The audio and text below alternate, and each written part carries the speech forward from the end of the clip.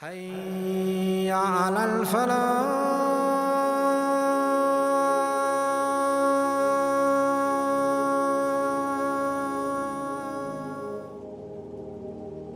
The end will always be better than the beginning.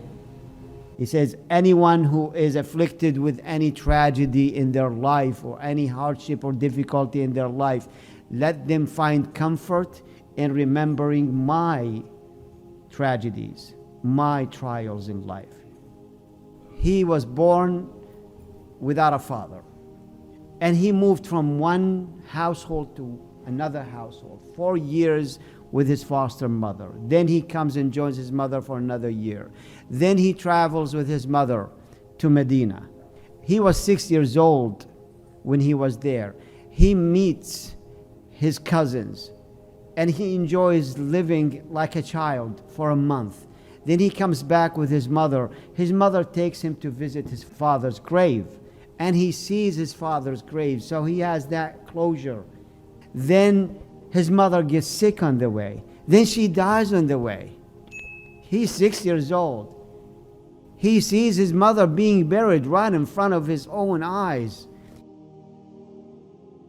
He reminds us of this 53 years later when he was coming in a trip, in one of the trips, and he passed by his mother's area. He says, I asked Allah to allow me to visit my mother's grave.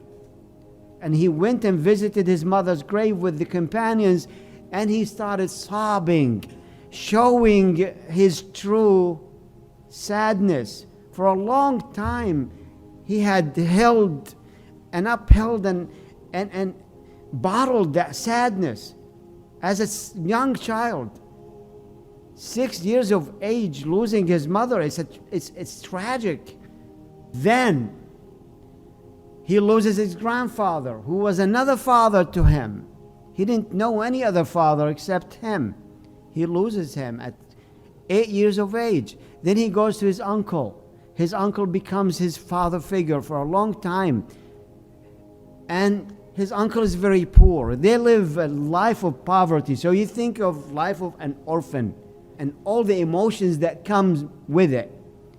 Life of someone who's poor, joining a family of 13 kids, poverty.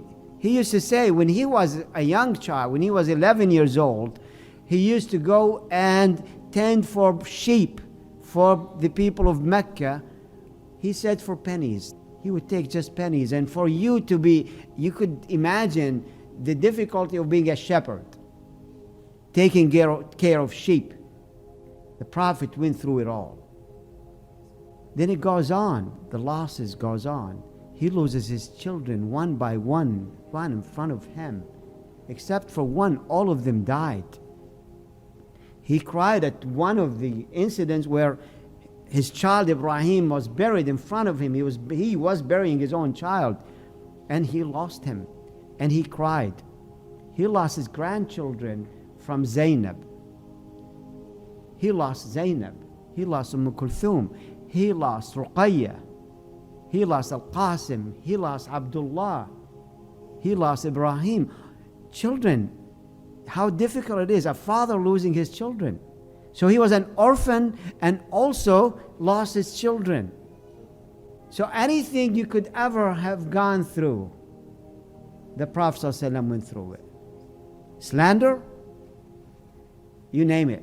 He was slandered. He was called all kind of names. Injuries, he got injured so many times. Fear, he was fearful. He got chased in Al-Ta'if. All of these he went through. His own wife was accused of adultery. This stops it all. This stops it off. There's nothing worse. Imagine it yourself. I can't imagine it. Nobody can imagine your own wife being accused of adultery. Prophet Muhammad ﷺ, his own wife, was falsely accused of adultery. For a whole month, the wahi was not sent. It's not an easy situation. And Allah is testing him with that. Imagine for a whole month hearing people speaking about your wife. And at that time, there was no punishment for the slanderers.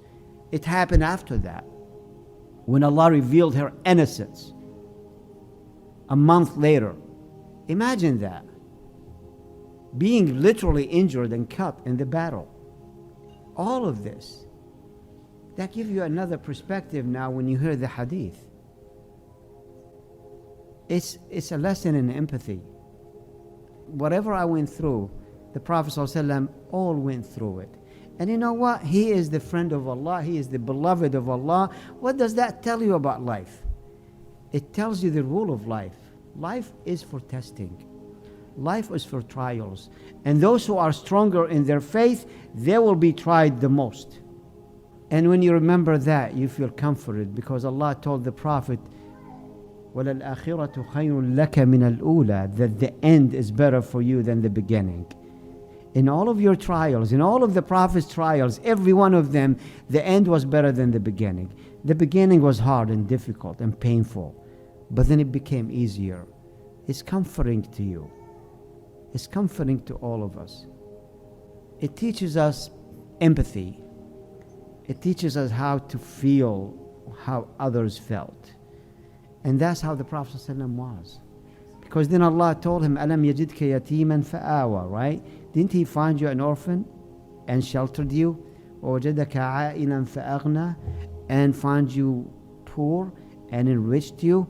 وَوَجَدَكَ ضَالًّا فَهَدَى, and found you lost, where you didn't know any of these rules, and you didn't know how to worship Allah, for example, and Allah taught you and guided you. Don't we need that sometimes? That we need to be comforted by our Creator? Allah is telling the Prophet He did that to him, for him. He did that for Musa.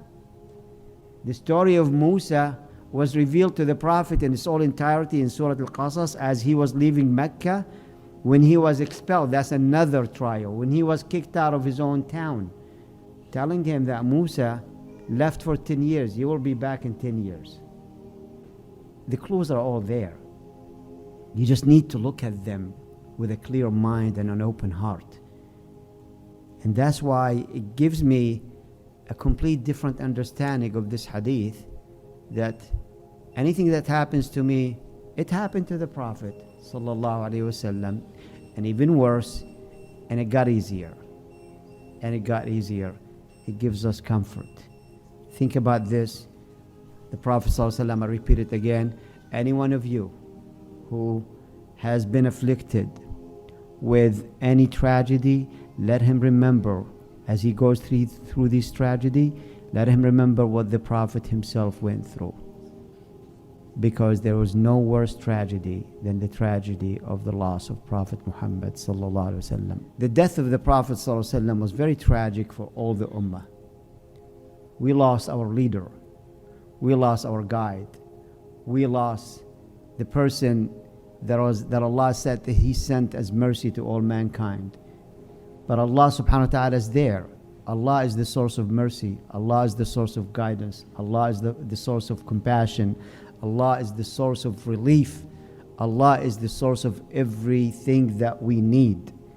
We seek Him the way the Prophet Muhammad ﷺ sought Him and prayed to Him.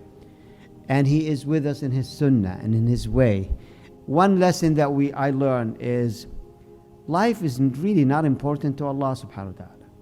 This dunya is not really important to Allah subhanahu wa ta'ala. The Prophet ﷺ says that if this dunya is worth a mosquito's wing in the eyes of Allah, that Allah will not give a sip of water to a non-believer. But Allah gives this dunya to everyone. This dunya is given to everyone. And one thing about Allah subhanahu wa ta'ala is that if we violate against Allah, He does not deprive us. Human beings on the other hand, if you become mean to one of them, they will take away your privileges, right? Oh, you've been mean to me. I'm not going to give you this. I'm not going to give you that. Allah doesn't look at you that way. Allah still gives you, even though you're not doing what you need to be doing. The non-believers are given everything they want because dunya is not worth anything. Prophet Muhammad ﷺ was deprived in this dunya. By design. Allah designed that because He's our example. Because we're going to be deprived at one point. Deprivation sometimes is the way for you to be growing, for your growth. If you're giving everything you want, you won't be growing. So this is something to keep in mind. Allah subhanahu wa ta'ala is a shakur. He thanks you for everything that you do good, and He doesn't deprive you when you don't thank Him. I want you to contemplate about these lessons. If I want you again to really take something out of this, is take Prophet Muhammad ﷺ as your model, as your role model in everything in life. Understand his hardship and difficulties and how he went through it, and how Allah subhanahu wa ta'ala made the end of his difficulty better than the beginning.